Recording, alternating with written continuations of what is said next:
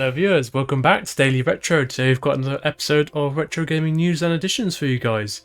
Been a little while, but there's been a lot going on the past month, so we're going to jump straight into the news, and then I'll have a little chat and then talk about some pickups I've got recently. So, first piece of news is on a new floppy disk drive, in specific a 3.5 inch floppy drive.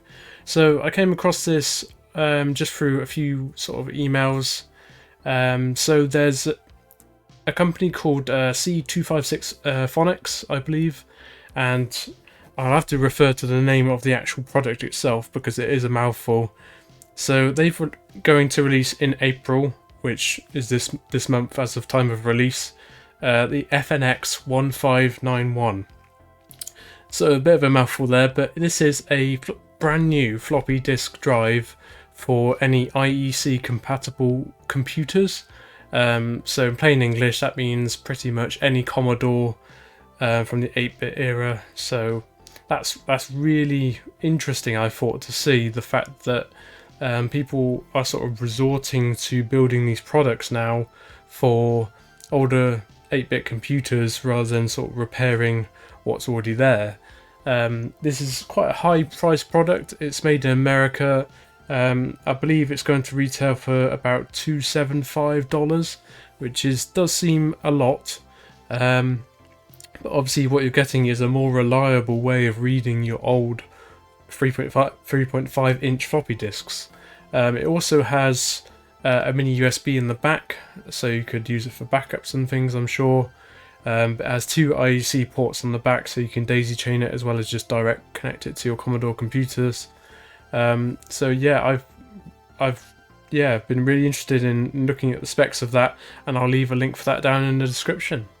So next piece of news, you can probably guess the company because it's the most common company that comes up in these series. So Retro Fighters have announced another brand new controller.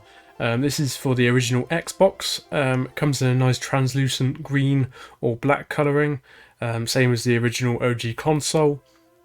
That's due for release at the end of September or early October. Pre-orders are already there now. 8-bit mods in the UK, if you are a UK viewer, then they usually have a good supply as well. Games Connection also are the sort of licensed importer of Retro Fighters, or official even. So those guys will have that product as well. But again, it's just nice to see a modern remake of old controllers. I've had a bit of a setback with Retro Fighters, so obviously did a very favourable review of the Retro Fighters Defender recently, and it is a good controller, don't get me wrong, but I was finding the fidelity of it, sort of in specific, the analog stick sensitivity was a bit too high for some games. So the other night I was playing on it and it was just way too sensitive for some racing games. It felt like, I was like, why am I crashing? I'm not this bad at rally games. So I changed to the DualShock 2, and sure enough it was easier. Yeah, it's a bit of a weird one, but again, I think these controllers are more aimed at sort of the casual player rather than sort of serious player. They are more aimed at things like platforming games and things like that, or 3D RPGs that Xbox has a lot of. So yeah, it's really nice to see a product like that. But again, I will be looking more in depth at the quality of it upon release. I'll hopefully be able to get one or get people's feedback from the community on it. So looking forward to seeing that product out.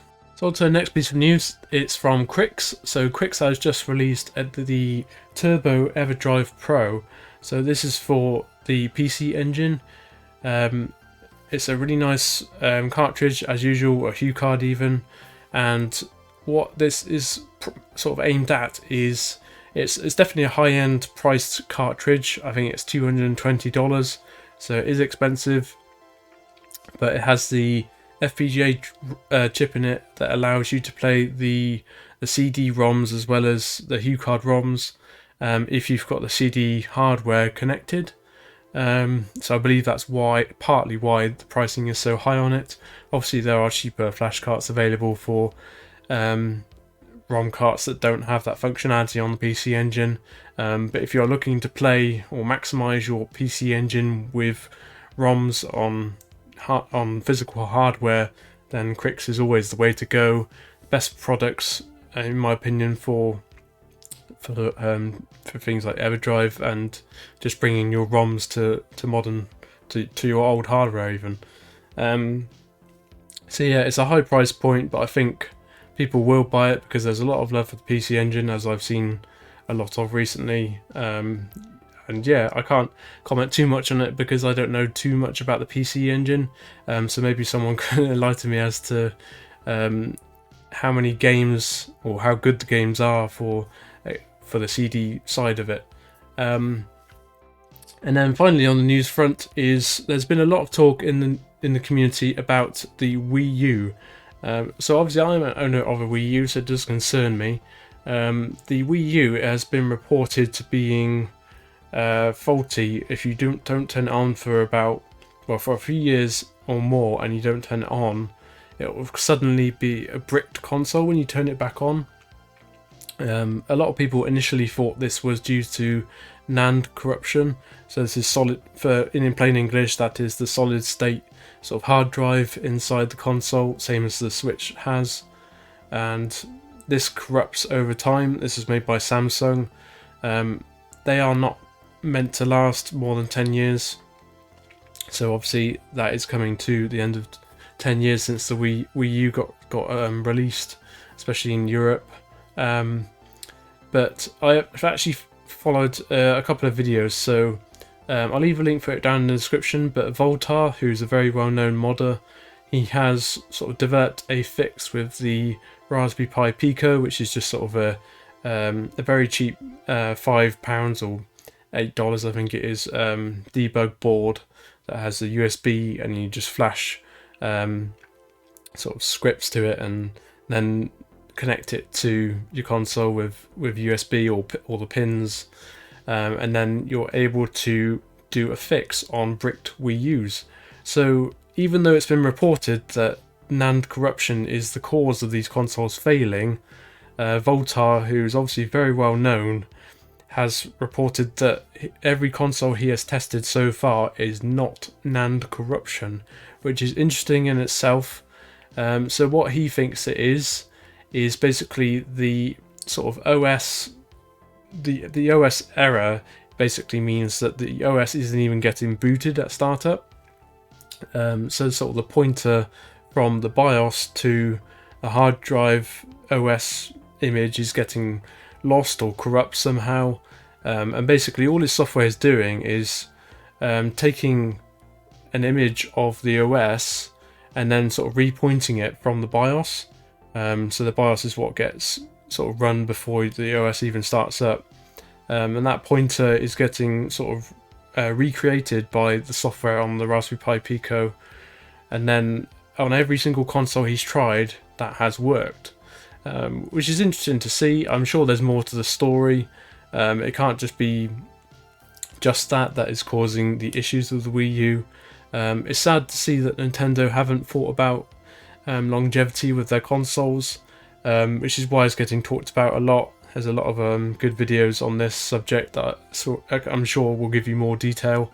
But yeah, it's an interesting watch, so I'll put a link for that down in the description.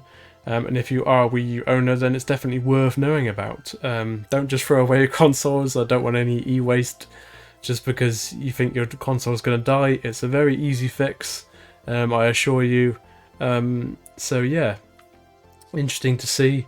But yeah, let's move on to the additions for this month. So starting off, there's a lot of stuff to go through from the Black Country Games Fair. I did do a video on this. I really enjoyed that fair. It was a great event. So many YouTubers there. I was even able to give the Retro Fighters Defender controller to Craig Goodwin, who won my competition. So well done, Craig. And yeah, I didn't go there to pick up an awful lot. There was a few things on the list, and Natasha picked up one thing, which was nice to see. So we'll go through that first. I already showed that I got Mutant League Hockey. My video sort of from the market, and this was just to showcase how good the quality of the stock was. This was 125 box complete, which is very hard to find, and a very good price, and that was from Old School Gaming, who are in Brearley Hill, very nearby to the event. I've already talked about that, so we'll talk about the interesting stuff that hasn't been seen by you guys before. So, saw Retro Ed, and Retro Ed was very kind enough to give me a copy of Golf, or Mario Golf as some call it, on the original Game Boy. All box complete, so thank you again for that, mate. I really love Mario Golf games. I love them on the Game Boy Color and the Game Boy Advance. I didn't actually own this one, so it's really nice to have it in the collection, and obviously it will mean a lot knowing it came from Ed. So yeah, really excited to play that on, especially on my Game Boy Color or my Analog Pocket. And yeah, really chuffed with that. And then just finally on for myself even, just got a couple of rally games and then one other game for the PlayStation 2. And that was, I think this was from James's stall. He's a trader who has done Birmingham Gaming Market several times. He always says hello, so hello if you're watching.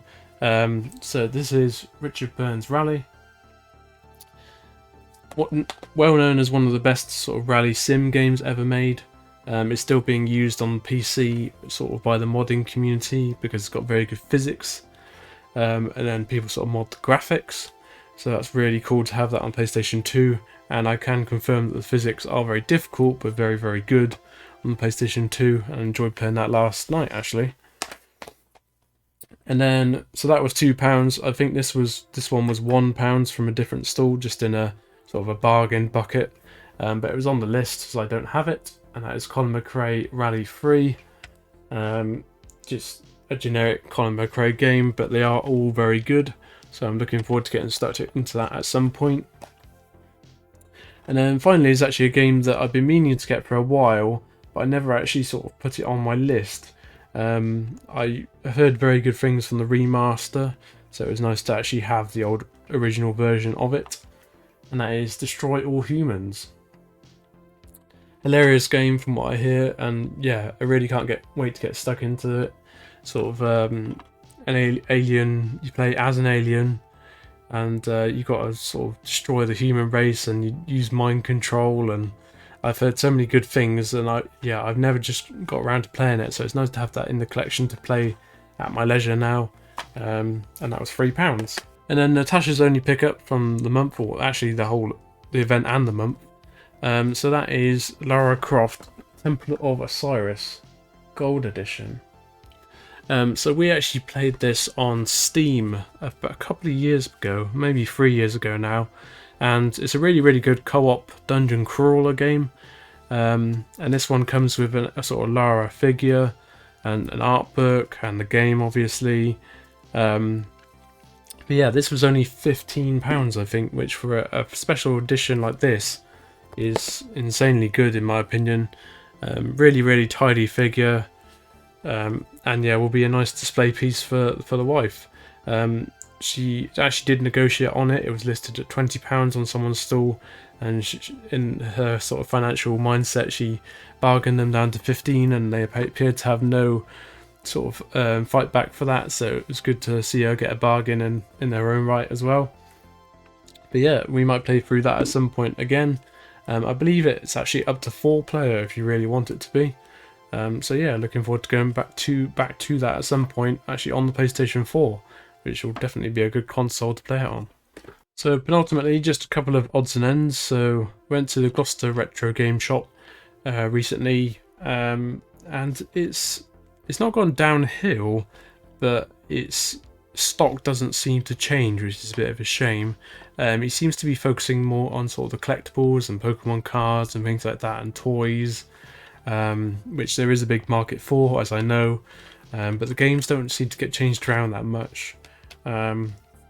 So if it is busy, then it's quite hard to sort of get something new that you haven't seen in the shop before.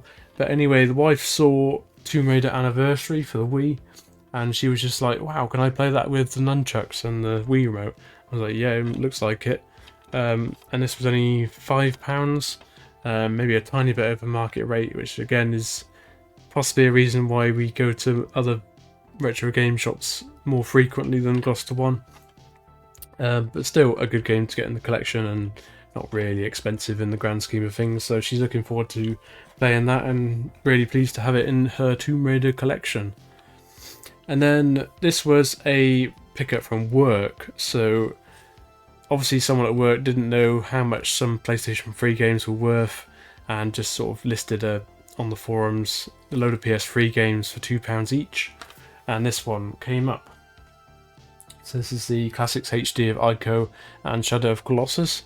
I absolutely love the Shadow of Colossus, and I've never actually played Ico, which is probably blasphemy for people who played Ico, because it's sort of known as one of the best PlayStation 2 games ever made. So I'm looking forward to actually playing that through on the PS3. I believe this game is actually worth £15-ish, so £2 was an absolute steal, and it was really good condition, all complete, so really chuffed with that.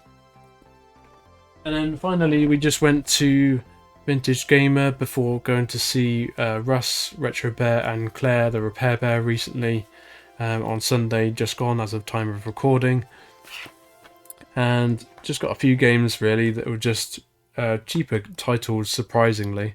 So that is Shocks Rally Reinvented, who weirdly I saw on Instagram by Rob Champion 2D, literally picked this up pretty much the same day, I think. But yeah, it was just on the list as a rally game, and does look like a very good arcade title. And then quite a generic title, but Colin McRae Dirt on the PS3. Why I didn't have it before, I don't really know. I absolutely love Dirt 3 on the PS3, but didn't have Dirt 1 or 2. I'm still looking for number 2. But yeah, this was only £2. Shocks Rally Reinvented was £2 as well. And then finally, I saw this in the cupboard at Vintage Gamer, which this one of the glass cabinet, sorry. Of expecting it to be a more valuable game, so it wasn't on the list, but I saw it and I was like, I don't have that, do I? No, I definitely don't. So that is Dragon Age 2 Signature Edition. So Dragon Age 2, as many of you know, is one of my sort of favourite RPG series or games. But I've never actually seen this edition of the game anywhere. And I couldn't quite believe it. I did a quick eBay and was expecting it to be expensive, but no, between £2 and £5. And yeah, really, really nice condition. Basically, it's just got all the DLCs included with it and some sort of special unique armor. So it'd be nice to go back and play that when I feel like going through the Dragon Age series again, which seems to be sort of every year or 2 years there at max. And I've already got the special edition of Dragon Age Origins Awakening with all the DLCs, including Awakening DLC. So it'd be nice to play through those DLCs, because I've only ever played the base games, so it's going to be different next time I play through it, so it'll probably give me more reason to go back to it. So yeah, excited to get this, and it's always nice when you find something that you didn't expect to find or didn't even know existed. So on a final note, the eagle-eyed viewer may notice my PlayStation 1 is now back.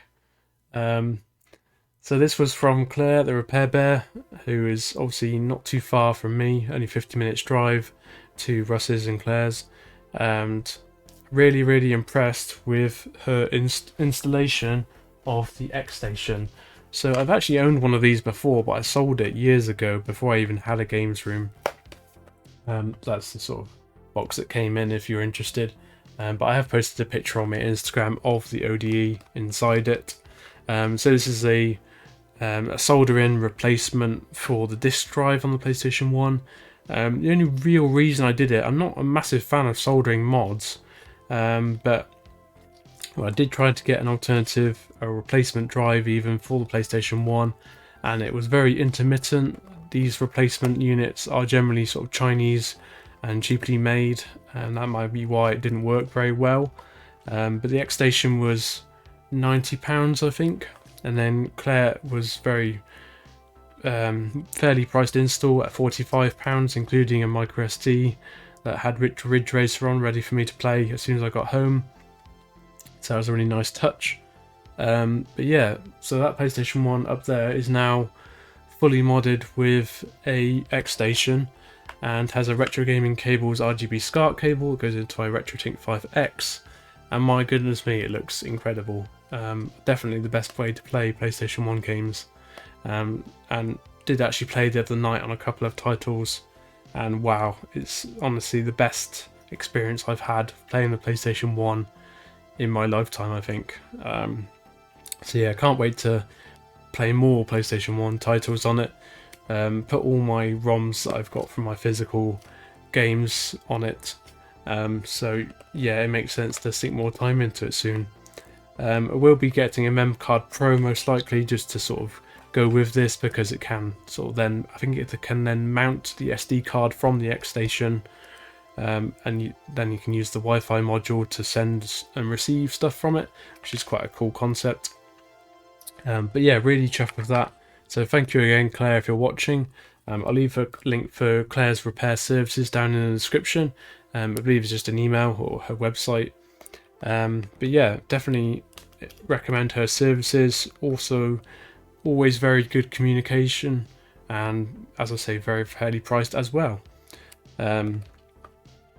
I'll be doing a separate video on Claire's services now, just because she's now done the RGB mod for my N64 and obviously the PlayStation 1 ODE install. So she's done excellent work on both. When I went to her house, she had a massive backlog of work, so that was really nice to see that she's getting a lot of work now. Has quite a backlog, which is what you want to see. You don't just want to see people are definitely sort of trusting her expertise, which is great. And yeah, that's all I've got news-wise or additions-wise this month.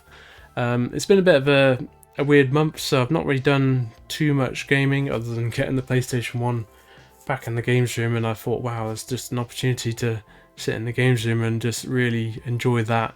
And yeah, it's been busy, just life in general, so there's not been too many videos this past month, but I've got a lot of ideas on the table, and I hope you'll look forward to the video on the Repair Bear. I'm sort of going to go through in depth on her services and the sort of skill of the installs that I've had done. So yeah, look forward to that very soon. But if you've enjoyed this video, guys, please feel free to comment and like down below, and don't forget to subscribe, and we'll see you very soon for another video. Cheers.